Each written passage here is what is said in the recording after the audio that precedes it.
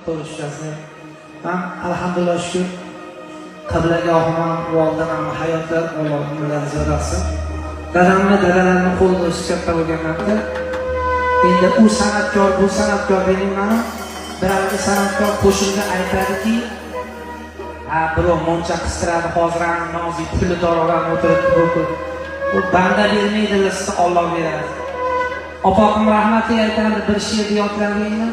Uni ma'nosini tushunib, kim dardini yozgan, nima uchun yozgan, ya'ni bo'lmasa aytmay qo'yib, shundan noning halol bo'ladi.